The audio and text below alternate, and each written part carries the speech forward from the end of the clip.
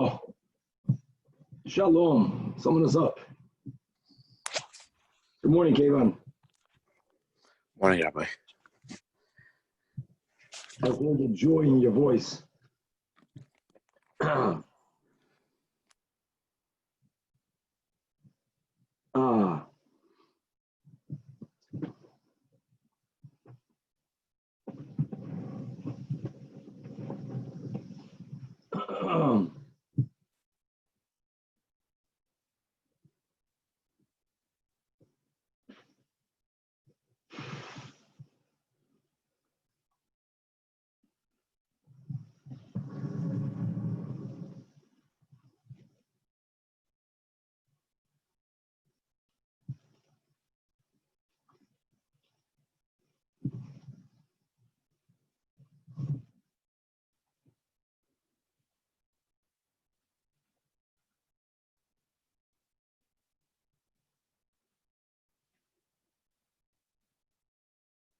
Okay, all right.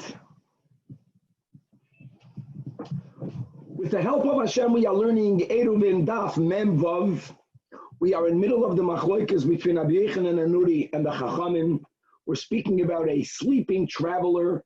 He was sleeping when Shabbos came in. He was sleeping out there. Question is whether he's koine shvisa or not.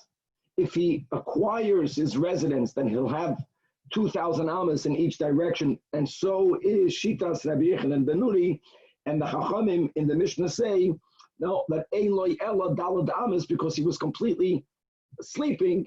He had no das, no awareness, no desire, no intent of acquiring his residence. Now, yesterday, Danny asked a very important question. In the Brais on Daf Mem Hey Yomid Beis, when the Brais is speaking about the rain that falls before Yom versus the rain that falls on Yom Tiv.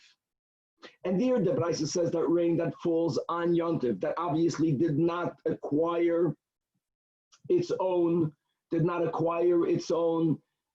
residence. When we were trying to work out the Brais L'Shitas Chachamim, what does the Brais say? That whoever takes the rain then is allowed to take the rain wherever the person is going. In other words, the rain assumes the tchum of the one of the possessor. So don't the Chachamim say that if something did not acquire a residence, then it only has dalad amis? And this is a very important answer, and that will shed light on a lot what we're learning about today. Huge difference between a person who does not acquire shvisa. Chachamim hold if you don't acquire a shvisa, you only have dalad amis. An object, if the object does not acquire its own makayim hashvisa, then it will be bound to the tchum of the person who will take possession of it, which is a big leniency, because that's really to the advantage of the finder. If something acquires its own shvisa, and therefore it has its own 2,000 amas, its own tchum, it won't necessarily be aligned with the tchum of the person who takes possession of it. So he might not be allowed to take it wherever he may go. But I'm a chaya and that's the din, that the object that you possess acquires the possessor's dalad amas. We're going to have Rava who will make an assertion that whenever there is a machlekes b'dinei derabanan, we always decide lakula, even if the lakula is a minority view, because there's another rule, yachad v'rabim halachi kerabim. But the concept of kula midrabanan is even to follow the das yachid, We're going to challenge Rava's premise. We're going to, because of that, chazer some laws of Nida, some laws of Avelus, some laws of ERUVIN. And ultimately, we're going to have a very important klalim. We will learn klalim in how to paskin dinim simply based on who are the Tanoim that are arguing. Just quoting a few, we're going to have the concept that halachi ke Rabbi Akiva mechavei roi. That means whenever it's Rabbi Akiva against one, as a rule, I mean, there can always be exceptions, but the rule will be halacha will follow Rabbi Akiva. According to one version, that Rabbi Yosi mechavei rav. Wow, that Rabbi Yosi, the halacha follows Rabbi Yosi to the point that even if it's Yachid v'Rabim, he's disputing colleagues, the halacha will follow Rabbi Yosi. Not everyone subscribes to that shita. We're going to have the concept of halacha matin nidin. Halacha means that we mamish established the practice in public, like Rabbi Akiva, if he's the one who's disputing his colleague. The concept of matin means is that privately we will tell a person to follow Rabbi Akiva, but we don't make such a declaration in public. We'll explain this more when we learn the daf. The concept of nidin means that after the fact, if someone followed Rabbi Akiva, then we don't say that he made a mistake. But be that as it may, we're going to learn many klalim, whether it means halacha or matin or nidin, and we're going to have a Rav Misharshia that disputes all of these klalim. He holds that every case needs to be decided based on its particular merits, and we're going to have a search throughout to find the backup for Rav Misharshia. In other words, from where does Rav Misharshia see that we reject the klalim, that it is a case-to-case basis? That's going to not only conclude Daf Mem Vav, but that's going to take up a big part of Daf Mem Zayin as well, Mem Zayin Amud Aleph, again, finding a source for Rav Misharshia. Ultimately, we're going to modify B'chlal what Misharshia said. Okay, we left off on Daf Mem Vav Amud Aleph. We are at the last word, 5 lines from the top of the Amid.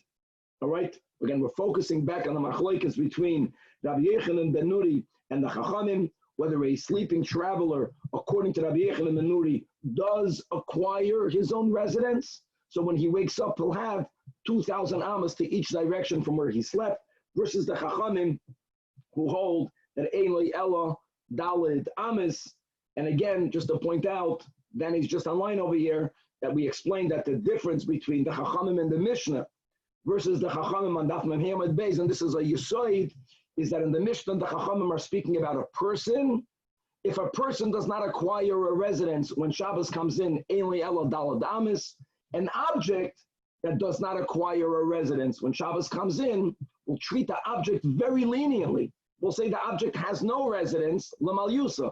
And whoever acquires that object, like the rain or any other chepsei hefker, then that chayfetz will now assume the tchum of the person who took possession of it.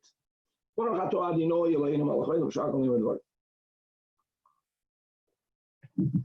right, and then that answers your question. And that becomes obvious when we start learning today's daf. Okay, 5 lines from the top of the Amid. Amar Rabbi Yaakov bar Idi, Amar Rabbi Shimon ben Levi. You should know that halacha is like Rabbi Yochanan ben Nuri. So he quoted, this is what he said. This is what Rabbi Shimon ben Levi said. Now, by the way, he's speaking about a person. Even though we concluded yesterday that Rabbi Yochanan ben Nuri also has his opinion by chepsei hefker. Oh, it's by both. It's extended to chepsei hefker. Do we paskin like Rabbi Yochanan ben Nuri by chepsei hefker? We'll see in a moment.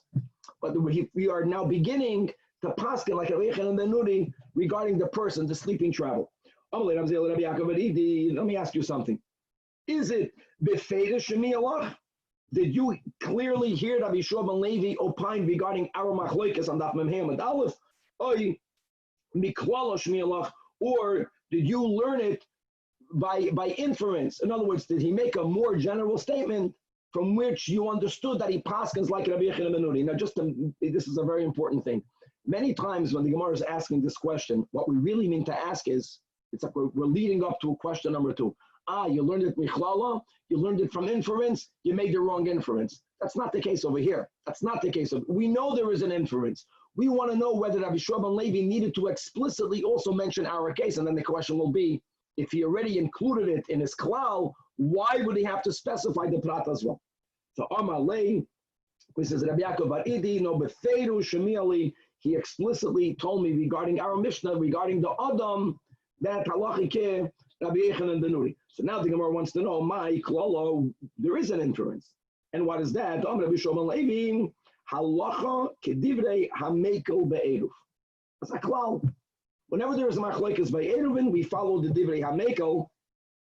And obviously, the person having 2,000 amas l'chol ruach, the person is a much bigger kula than the chachamim that say that the person only has daled amas. So the question will be, since he made such a general statement, why did he have to say halacha k'Rabbi Yechanan ben Nuri? So v'tata lamali, amar Rav Zeiro tzricha, because the Ashminan, if he only would have made this statement regarding our Mishnah, that what the halacha k'Rabbi Yechanan ben Nuri, havamin, I would have thought bein l'kula bein l'chumra. Here we go. Then the Mishnah is only speaking about traveling person. Rabbi Yechanan ben Nuri is a lot more lenient. But as we learned on Mem Hamid Beis, the machlekes also goes on to chefsei hefker. But the chefsei hefker, the chachamim shita won't be that I think that's hefker only has daled amas. No, by a chayfetz, by an object, the object like the rain we learned on the falls on Yom Tov, whoever takes possession of it will be allowed to take that chayfetz wherever the possessor is allowed to go. It assumes the tchum of its new owner. That's a big leniency. That's to the advantage of the owner. According to Rabbi Yechanan ben Nuri by chefsei hefker, it's a chumrah because the chayfetz has its own tchum. The person who finds it has a different tchum. So the person can anyways only go where the person can go. If the chayfetz that he's taking possession of has a different tchum, it might, in all cases, almost always, it will limit the owner's ability to carry it wherever the owner can go. So therefore, he didn't want to just say Rabbi Yechanan ben Nuri because he only is paskening like Rabbi Yechanan ben Nuri by the traveling person, not by chefsei hefker. Right? Kamas Malan, that halacha kedivrei hamekel be'eruv. Now, why in reverse? Why doesn't he just say the general rule that what halacha kedivrei hamekel be'eruv, and then we would know that in the case of the traveling person, we will know automatically that he passes like Rabbi Yechanan ben Nuri. Why did he have to befedish say halacha kedivrei Rabbi Yechanan ben Nuri? So the Gemara says that's also itzrach, and that is salkadai techamino. That when do we paskin in like Rabbi Yechanan ben Nuri? This is going to be the opening to the whole daf now and half of the daf tomorrow, which is not always Eruv related, but I would think hanami liyachid v'makam yachid. Yeah, halacha kedivrei hamekel be'eruv is that if it's one against one, or if it is rabbim against rabbim. So you don't have this klal that yachid v'rabbim halachi kerabbim. But if there would be a yachid v'makam rabbim, and the yachid would be the mekel, the rabbim would be the machmer. Maybe here you can't say halachi kedivrei hamekel because maybe you can't say that if that mekel is the minority view. That's why you needed to say that by eruv we are so lenient that we are mekel even if the kula is coming from a minority view. But there's a need to say that, and Rava is going to challenge that premise. I don't understand. Michti ERUVIN is only midrabanan. All ERUVIN are midrabanan. That's the way we paskin over. So Maili Yachid b'makim Yachid, Maili Yachid b'makim Rabbim. No, if you would say halacha kedivrei hamekel be'eruv, I would know that that's even if the mekel is a minority view. That's the question of Rava. And now the Gemara is going to question Rava that your premise is wrong. Why would you think that? I don't understand. By Dinah de Rabbanan, you don't agree that there is a difference, that we do differentiate? Right? And I'll prove to you that we do make such a difference. Yeah, we can be mekel by a Rabbanan, but on the other hand, and that might overweigh to be mekel by a Rabbanan. Where is that brought on? So now we're getting off the eight of it. We're going to go into various halachas throughout Shas.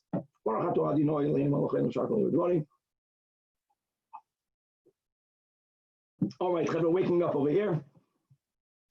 Guys, we're going back to Nida. Do you remember the opening Mishnah Nida? What did we learn? That when a woman sees dam, benegeya, the din of let's call taras hamishpacha, she becomes tummy from the moment that she discovers it. Benegeya, taras, right, and truma, and perhaps chulin, shenasu al taras hakodesh. If she touched that food within 24 hours, and there was no bedika within the last 24 hours. So what was the first din that midrabanan? We say that she becomes tamei retroactively, and therefore the foods that she touched, those special foods, become tamei. And let's go on to a prat into these dinim. We learned in Nida that Rabbi Elazar says, "Call isha she'ovro leo shalosh oinos," that if a woman, right, had passed through 3 oinos, the oinos is a 30-day period, which is a 90 days past, and she did not see any dam, even though she's not yet a zekena.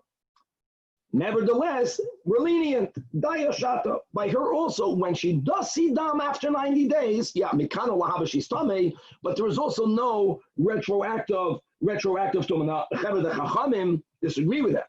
The Chachamim agree that once a woman is a zakena, as we learned to Nida, how do you define a zakena?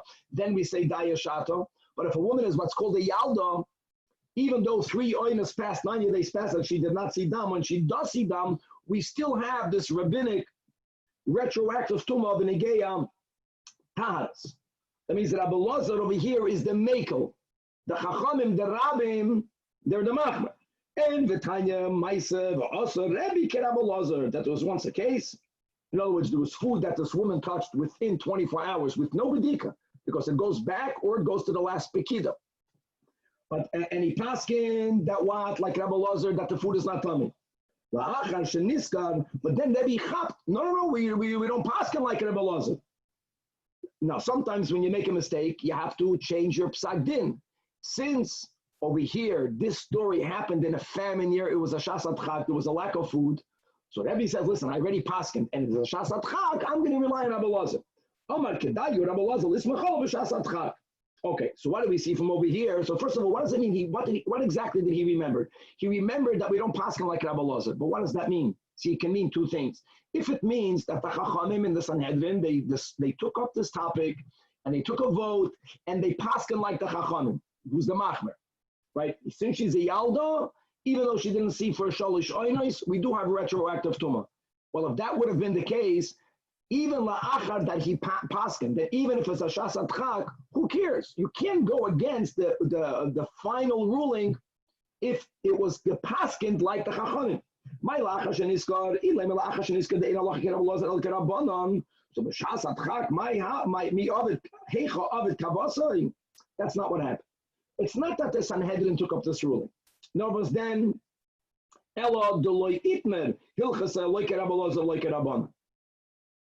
No one, the Sanhedrin did not give a final ruling on the topic, but what did Rebbe remember? La'achar sheniskar, the lav yachid palig alei. In other words, when the Mishnah quotes the sheet of Rabbi Elazar, the lenient sheet of Dayashata, we don't write who argues. And it's not clear whether it is a minority view that argues or whether it is a majority view that argues. You should know many times when the Mishnah writes Chachamim, it can be one shita. Just we followed that one shita. So that is what he forgot. He remembered, no, it's stuck in the Chachamim, that it's Yachid the Rabbim. And therefore, Ella, he remembered that the Rabbim Paligalei.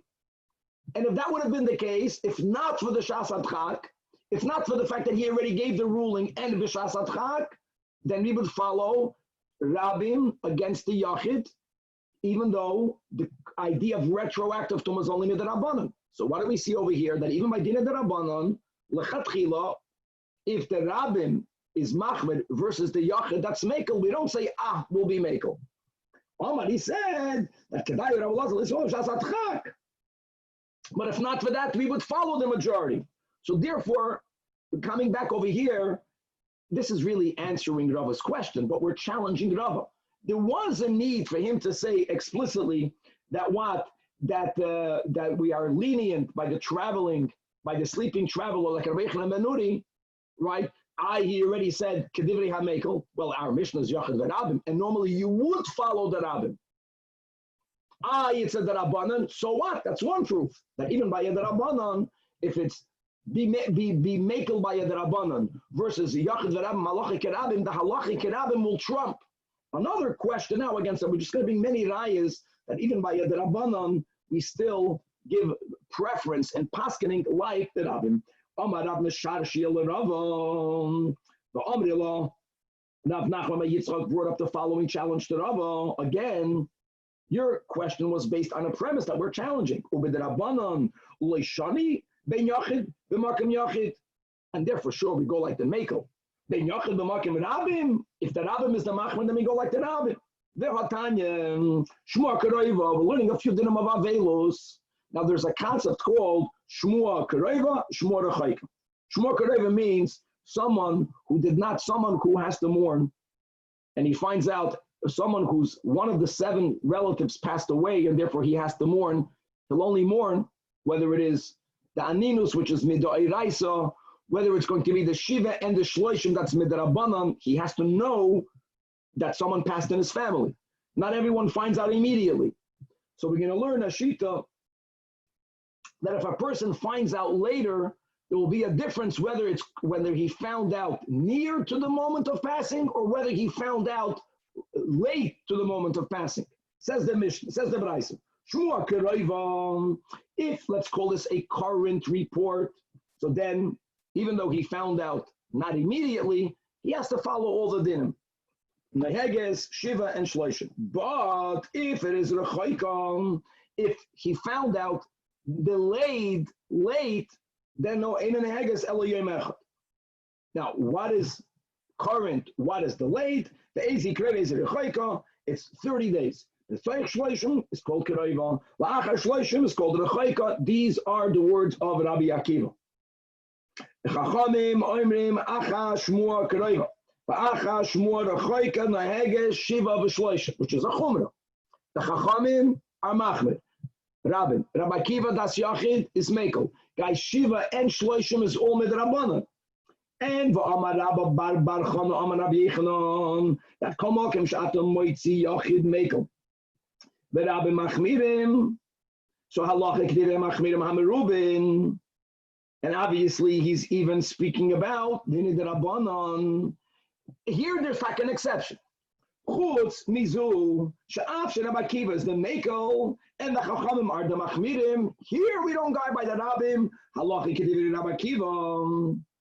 So says Rabbi Bar Chana in the name of Rabbi Yechanan. And why did Rabbi Yechanan say that? Why do we make an exception? Because Rabbi Yechanan subscribes to that which Shmuel says. Domar Shmuel, halacha kedivrei hamekel ba'avel, even to the extent that we side with the minority view against the majority view. By the way, when I was sitting Shiva for my father in Eretz Yisrael, so then two Lubavitcher Rabbanim in the beginning told me that the Rebbe said that being lenient, obviously within the boundaries of halacha, by avelus, helps the neshama have an aliyah. So anyway, we're lenient. So Nachamal, what do we see from over here? Right here, we fear eyes that by avelus hu the akil rabbanon. The rabbanon goes to Shmuel, the rabbanon goes to Rabbi Yechanan, because of this inyan of taka being more lenient in the morning. Ava ba'alma, afilu b'd rabbanon, shani ben yachid b'makim yachid, ben yachid b'makim rabin. This again, all of this is either you can answer Rava's question, but it's really a kasha on the premise of Rava. Okay, and now that we, so to say, we counter-challenged Rava, now the way Rashi says, we're back to the beginning of today's sugya. What was the beginning? That why did Rabbi Yeshua ben Levi have to make two statements, a klal statement and then a befeder statement? He said that we're makel by ERUVIN. He said we paskin like Rabbi Yechanan ben Nuri. All right? And as we spoke out, because Taka, had he only said halacha Rabbi Yechanan ben Nuri, then we would apply to Cheftzei Hefker. By Cheftzei Hefker, Rabbi Yechanan ben Nuri is the machmer. Right? If he would have said halacha kedivrei hamekel, stam, we would have thought kedivrei hamekel if it's one against one, or if it's a rabbim against a rabbim. But if yachad against a rabbim, we would go by the rabbim. Even though they're machmed, even though it's a drabanan, so that's why he needed. That was the answer number one. Now, says the Gemara that Rav Papa Amar, clearly look inside the top Rashi, it's going back to the first topic, Uliel Koi. That what? Ana Yeshua ben Levi, that is Trachleila Meimer Zak Rashi, that Allah ke Rabbi Yechanan, even though Rabbi Yechanan ben Nuri, even though he already made a general statement that halacha kedivrei hamekel be'erev. Why is that? It's nechzach lechaminam. If he would have just said halacha kedivrei hamekel be'erev, and I only would have applied it to chatzeris. Why is that? Because we'll see in a moment that by Ruve chatzeris we are more lenient. But by Eruv Tchumen, which is the topic of our Mishnah, the sleeping traveler, does he acquire his own residence or not? Therefore, tzrichom. And how do we know that there is a difference between Eruv Chatzeris and Eruv Tchumen? That Eruv Chatzeris is treated more leniently. How do we know that? It says, we're the Tanan. We're going to have a Mishnah later in Eruvin. That Rabbi Yehuda. What is this Mishnah speaking about? The Mishnah is speaking about whether an Eruv can be placed for someone without their consent. And there is a huge difference between Eruv and Chatzeris, because him being involved in the Eruv Chatzeris, which is the way we do it today, we acquire it for everyone in the building, for every Jew in the building. It's only a schus. Guys, making for me an Eruv Tchumen, how is that a schus? No one has more than 2,000 amas from their Makom Shvisa. No one has that. The Eruv Tchumen, it extends my permissibility of walking in one direction, and at the same time, it diminishes it in the opposite direction. It's only advantageous if you want to go in the direction of your Eruv. And indeed, that's what Rabbi Yehuda says in the Mishnah. That you don't need to have a person's consent, that you need to consent by Eruv Tchumen. Because of the cloud that Zach and the Adam Shalei B'fanav, which is why Eruv Chatzeris may always be done for someone, versus by Eruv Tchumen, you need the person's knowledge. Farvos the Ein Chavam Adam Ela B'fanav. Okay, so just by the fact, that's the beginning, that Eruv Tchumen has a disadvantage in this din, you need to have his consent. It's more limited. We're more lenient by Eruv Chatzeris, so therefore, that's Rav Papa's approach. That in itself justifies the need for Rabbi Yeshua ben Levi to say befedish by Eruv Tchumen that we paskin by the sleeping person lekula like Rabbi Yechon ben Nuri. Answer number 3 says the Gemara that Ravashi Omar Itzrich. Another reason. When even though Rabbi Yeshua ben Levi made this general statement, Mekel by Eruv, right? That would only be by shiurei Eruv. Gewaltig. Aber b'tchilas Eruv elaloi. Was is das shiurei Eruv? We're going to learn later the minimum amounts of food that are needed for an Eruv. By Eruv Chatzeris, by Eruv Tchumen. Now, what happens if when you place the Eruv, even if you place the Eruv for many Shabbosos, when the first Shabbos came in, you had that minimum amount. Afterwards, even in the first Shabbos, after the Shabbos began, some of the Eruv was lost, was consumed, got rotten. It's not here. But you have shirayim, you have leftovers. So there's a big difference how we will view Eruv Chatzeris will be lenient, even though now there isn't the minimum amount, versus Eruv Tchumen. So I would have thought that when could we be lenient if the question is regarding shiurei Eruv, right? At least now in the beginning, okay, we can be lenient. Maybe even by Eruv Tchumen also, because at least you had it when Shabbos came in. But if we're speaking about like the case of the Mishnah, that he never placed an Eruv, right? He's being ma'arev beraglov by being there, but he's sleeping. So the beginning moment is questionable whether he acquires an Eruv or no. Maybe we cannot be lenient. We cannot be lenient by saying, like Rabbi Yechon ben Nuri says, that he does acquire a Makom Shvi. So he does have 2,000 amas.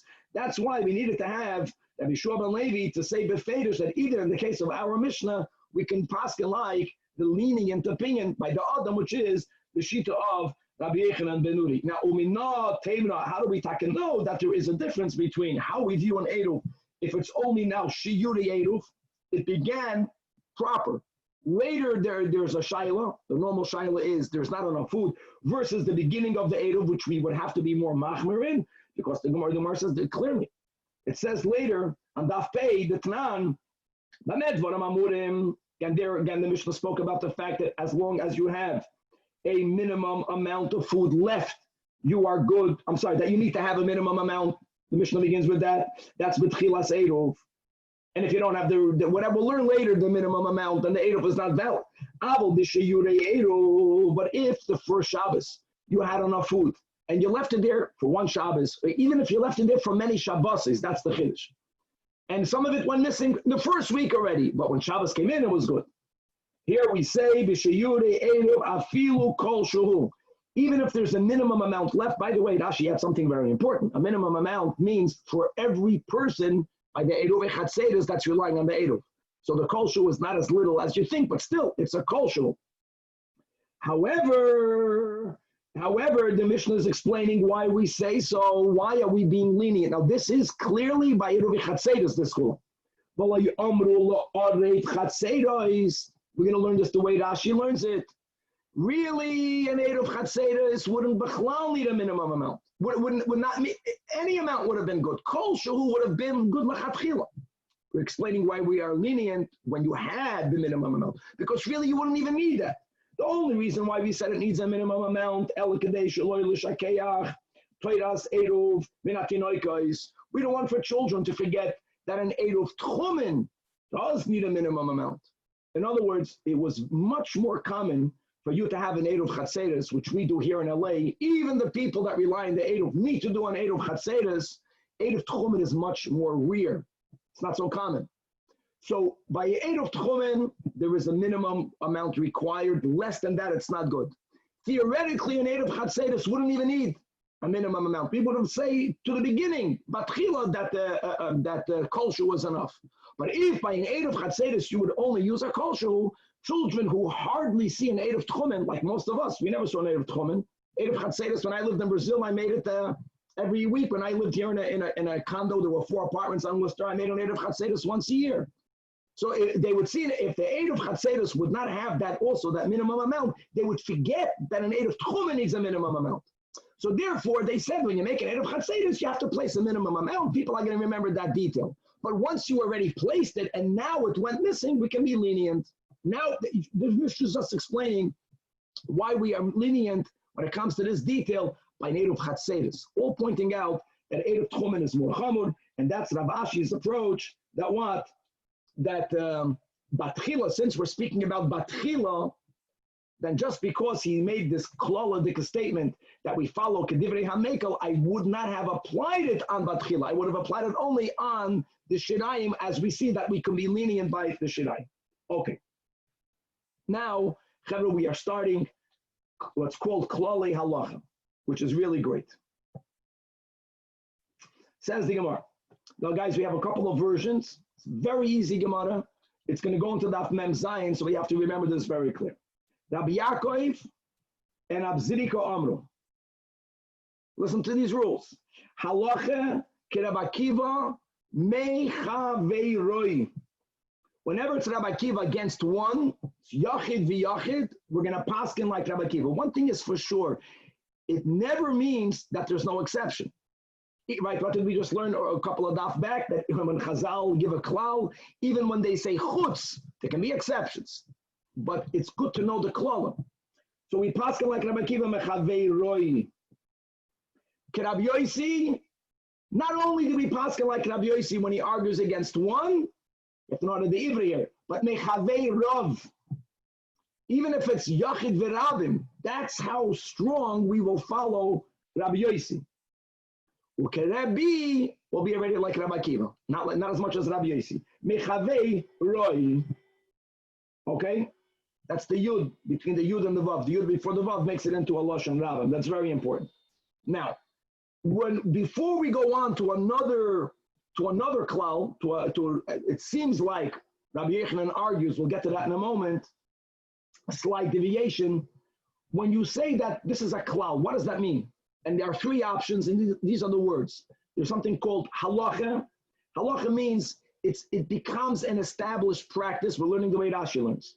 Halacha, like Rabbi Akiva, if it means taka halacha, it means that whenever a moira hara is speaking verabim in public, he says that we follow Rabbi Akiva. In other words, he establishes the practice by sharing that psak din in public.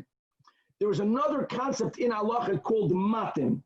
Matin means to favor an opinion. Rashi says to favor an opinion doesn't mean that it's not 100%. It's, we favor it, but maybe we allow more exceptions. Rashi says matin means that we don't teach it in public. We don't teach it in public, But if someone asks you a shaila privately, then you're paskin for him. Until today, there are many shailas that when someone asks a Rav, the Rav should tell the person, I'm telling you the halacha, do not share it in public for many reasons. All right, sometimes people, there's a certain nuance in this case, just for example, that in this specific case, you can be lenient.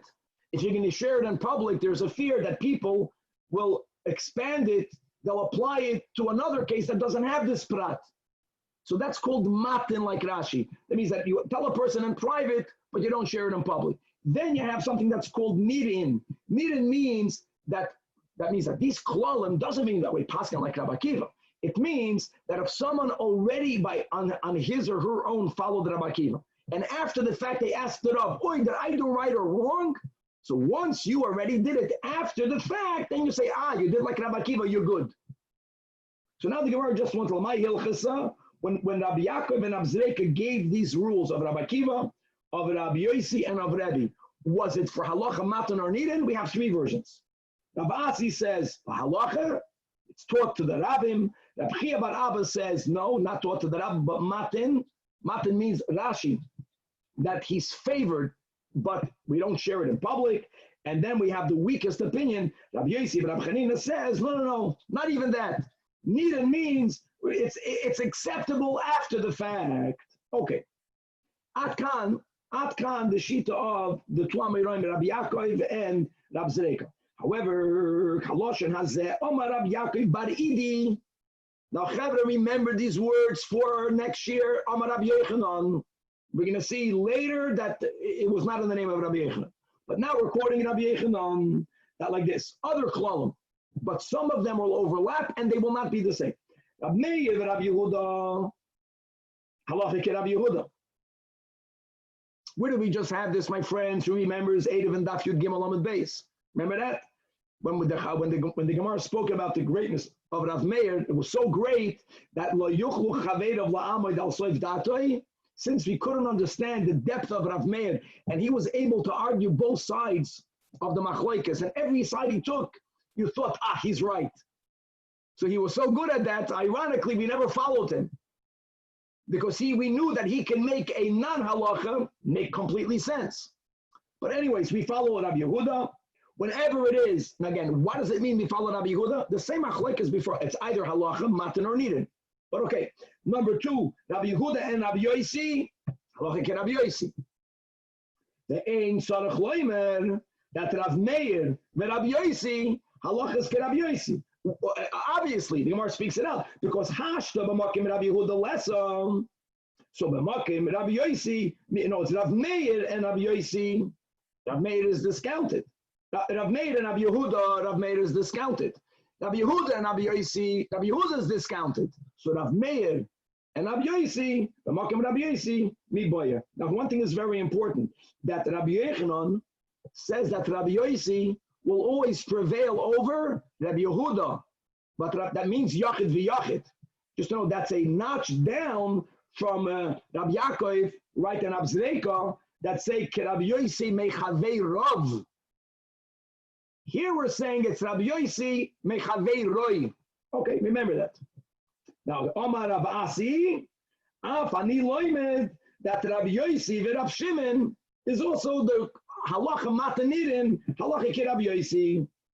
Again, according to the second version, that we don't say Rabbi Yossi mechavei Rav from plural. So now let's go into the Yachid v'Yachid. So you only gave me the Yachid of Rabbi Yehuda. I'll say the same thing as Rabbi Shimon. Rabbi Yechanan, weiter, that what? Rabbi Yehuda, same logic. Rabbi Yehuda and Rabbi Shimon, okay, Rabbi Yehuda. If Rabbi Yehuda gets knocked out for Rabbi Yossi, and Rabbi Shimon gets knocked out in front of Rabbi Shimon, so for sure, I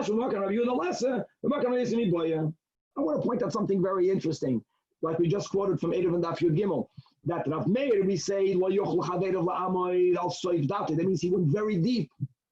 That Ashvi is B'chal the Pnimius HaTorah.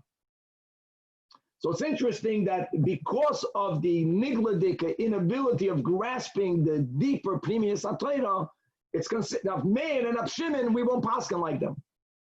B'chal, there's a general rule when it comes to whenever we find a certain halachic view in Kabbalah verse against everything that we find in Igla, the klal will be we're not gonna paskin like Kabbalah. It's all connected to this. That we don't paskin like the Rashbi. We don't paskin like Rab Meir. Okay. Now the question. Rabbi. Yes. It's interesting here that they're saying that normally we go Reb Yehuda over Reb Shimon, but I know like by many things in Hilchos Shabbos we go the other way. We paskin dafka like Reb Shimon. That's right. So that's why I gave it in the beginning, and we're going to learn this throughout the sugya, that these klolim have a lot of exceptions. These klolim actually, whenever we don't have a masaitis of who we paskin like, so we're beginning without a tradition, we're going to use these klolim. But when we have a masaitis, like in Hilchos Shabbos, like Danny pointed out, that in many, and now, right, Davar She'ein Neschavin, we paskin like Rab Shimon. So then, we have such a Messiah. By Shabbos, the concept of Malachas Machshavos takes a much more prominent role.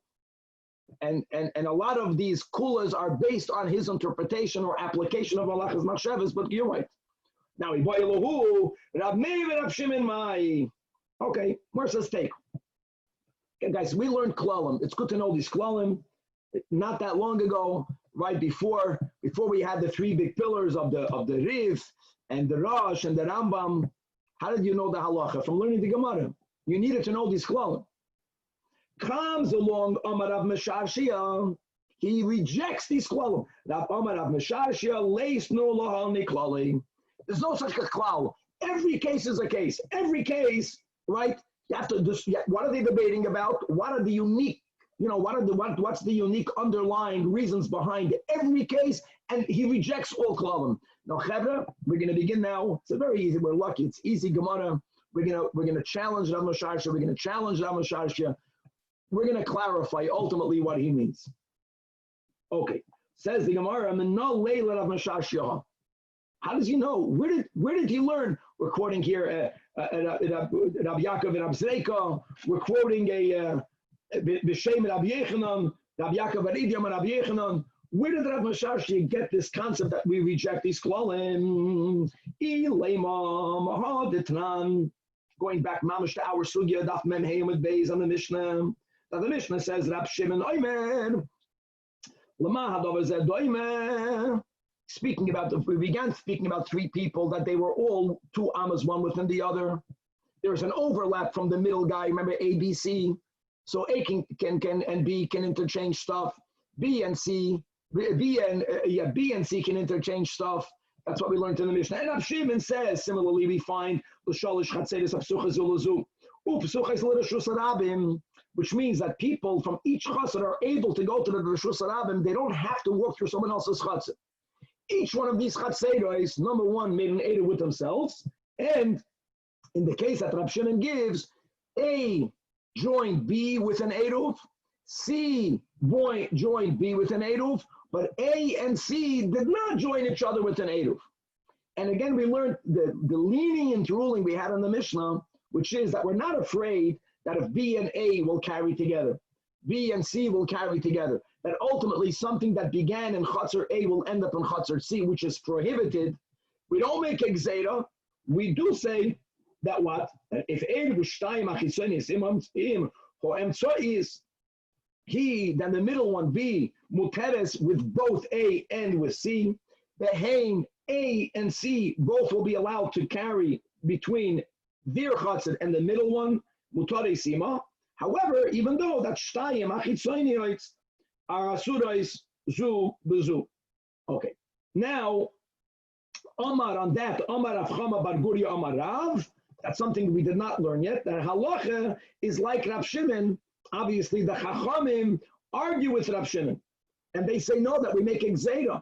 That since A and C are not connected with an Eruv Chatzeres, it's going to end up that from A, something is going to go to C. That is a violation of the rabbinic, not the Shlomo HaMelech, and therefore don't even carry from A to B. Don't even carry from C to B. Okay. Now, when we say that the Chachamim are the ones that argue against Rab Shimon, especially in the latter version, when we're giving the power to Rabbi Yossi, we're not giving it against the Rabbin.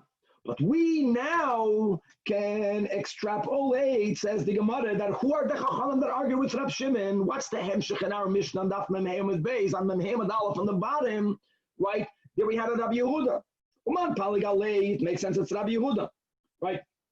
Rabbi Yehuda is the one. He had the question was, when you say you have Dalad Amas, how did it work? Does it mean that it's 2 amas to this side and 2 amas to that side? Rabbi Yehuda on that says, no. It's 4 amas, and you get to pick. You get to pick where the 4 amas will be. So Rabbi Yehuda is the opinion prior, and therefore we're saying pshat. So l'cha'ira, the ones who disagree with Rab Shimon, interesting way of learning the Mishnah, is this Tana that was already mentioned, and you just said that what? That Rabbi Yehuda and Rab Shimon, halachi kirab Yehuda, and here you're going ahead and you're passing like Rab Shimon by the 3 chatzeros, elolav shmamino, that there is no such a klal, because we're passing like Rab Shimon. Then it's similar to what you mentioned, and the Gemara right away rejects that. Whenever we're giving these klale halacha matin and nidin, we're not saying that there aren't exceptions. So the Gemara says, "Umay kushya." That's not a question. That cannot be the base for Rav Misharshia's rejection of all of these klalim, because I will argue, Dilma heicha de itmar itmar. In other words, if we had at any given time the chachamim of that generation, they followed against the klal, where of course they can do that for whatever reason. And he had a tradition that in this case of the 3 chatzeros, yes, let's go. It's Rabbi Yehuda and Rab Shimon. Here we pass like Rab Shimon. However, we use the klalim for wherever we don't have a tradition. Let's hop one more. We're going to Daf Mem Zayin. Okay, so now again, we're looking, where did Rav Misharshi get a source, now that we had all these Amiroim that do accept klali halacha, how does he know that we reject them?